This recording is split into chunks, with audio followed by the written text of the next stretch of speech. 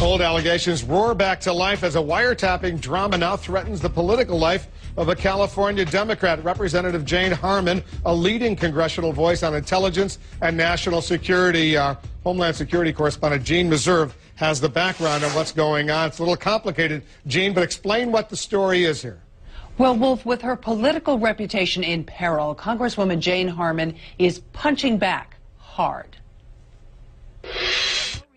In a letter to Attorney General Eric Holder, Congresswoman Jane Harman says she is outraged by reports that her conversations were secretly wiretapped. This abuse of power is outrageous, and I call on your department to release all transcripts and investigative material involving me in an unredacted form. And she says she will make it public. This could be career-ending.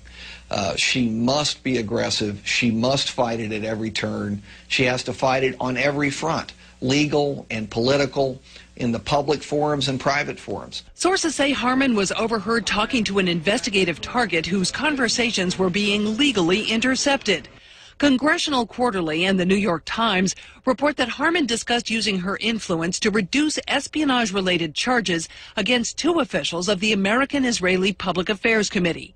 In return, the person with whom she was speaking would lobby then-House Minority Leader Nancy Pelosi to appoint Harman chair of the House Intelligence Committee. Pelosi says there was no such lobbying. It isn't true. No.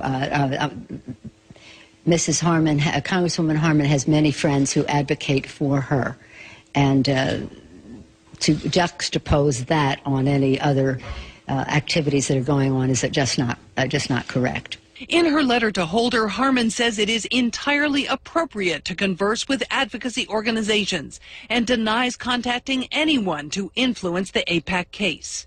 CQ also reports that after the intercept, the FBI tried to open an investigation of Harman, but Attorney General Alberto Gonzales pulled the plug because he wanted Harman's help defending the controversial domestic warrantless wiretapping program, which she supported.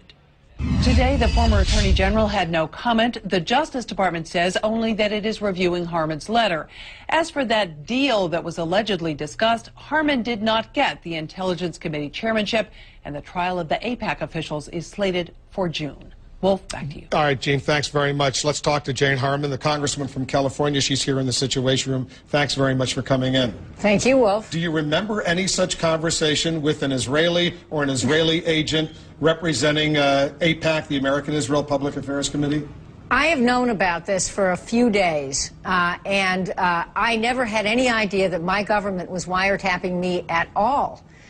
3 anonymous sources have told various media that this happened, and they're quoting snippets of allegedly taped conversation. So I don't know what these snippets mean. I don't know whether these intercepts were legal, and that's why I asked Eric Holder to put it all out there in public. Because the New York Times and Congressional Quarterly, they say there were actually transcripts of this recorded wiretap. Well, let's see if there are, or wiretaps, and let's see who else was wiretapped. I mean, lots of members of Congress talk to advocacy organizations. My phone's ringing off the hook in my office from worried members who are asking whether I think it could have happened to them. I think this is an abuse of power. Because they say at the end of that alleged conversation, for which they have some sort of transcript, you were quoted as saying this conversation doesn't exist. I have no idea what I might have said in conversations with somebody or somebodies. These are American citizens we're talking about, conversations that took place in America. I'm an American citizen. Was this a conversation you had with an American citizen or an Israeli citizen? I cannot imagine I had any conversation like this with anyone who was not an American citizen. So is the NSA, the National Security Agency, authorized to wiretap American citizens? It's if we're talking about the Foreign Intelligence Surveillance Act, the original target has to be a foreigner outside the United States who's suspected of being a terrorist. And if that person talks to an American in America, then you can get an individualized FISA warrant. But this is complicated. It's not clear who did what. Just the allegations are that it was about me. And my comment is this is an abuse of power. I'm not worried about me. I have a bully pulpit. I'm on your show talking about this. But you did endorse, you did support those warrantless wiretap, those intercepts when you were, just reviewing it, right? No. I support if necessary, surveillance of people in order to prevent attacks against us, but surveillance has to be done consistent with our laws and the Constitution.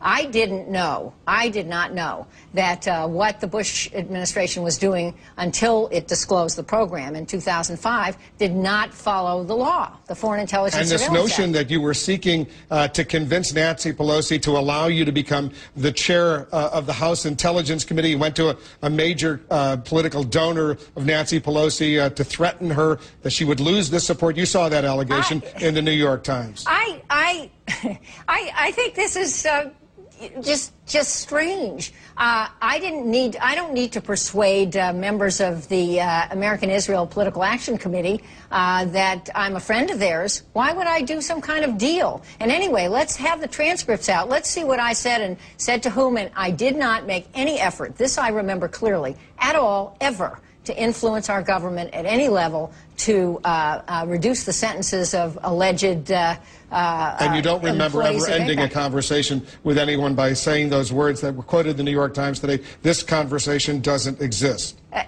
Wolf, this was 4 years ago. I have many conversations every day with advocacy groups. There's nothing wrong with doing this. I talk to AIPAC. I talk to many other groups. I frequently go to the Middle East, as you do.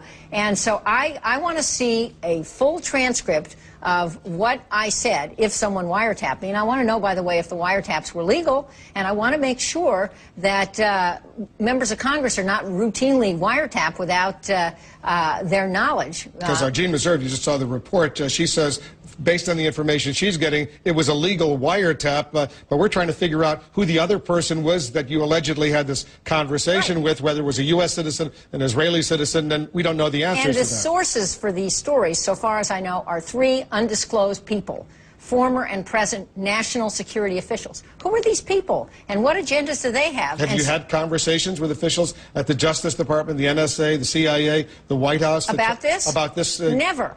Never. This story, this old stale story, has been leaked twice. In 2006, right before the election, and it was discredited. And again this weekend. So what does Jane Harman do now to try to clear her name? Because it was the banner, the lead story in the New York Times today. Well, I frankly think my name is clear. My conscience is certainly clear. And I think the question is about, does our government or did our government abuse the rights of American citizens, including members of Congress, with legal or illegal wiretapping about things that were not appropriate, and then selective leaking of the product of those leaks. And if there are these transcripts of this alleged conversation, you want the government to release those transcripts? I want the government to release those transcripts without redaction, without crossing out names, and then I will make them available to the public, and you and I can read together what I may have said that was wiretapped 4 years ago and make sense of it or not. I mean, these were informal conversations with friends of mine. There is nothing wrong with talking to advocacy groups and constituency groups, and I do it every single day, and I'm proud to have a lot of friends, as you just heard Speaker Pelosi say, in Washington and around the world, and this is a strange event. It's a kind of out-of-body experience, but I am offended by it. I think it's an abuse of power, and I want to make sure it's not happening to other people. If they hand over the transcripts to you and you want to release them, we'll be happy to read them together with you. I'll welcome that. Love being on this show. Thanks very much, Congresswoman. Thank you, Wolf. Congresswoman Jane Harman of California.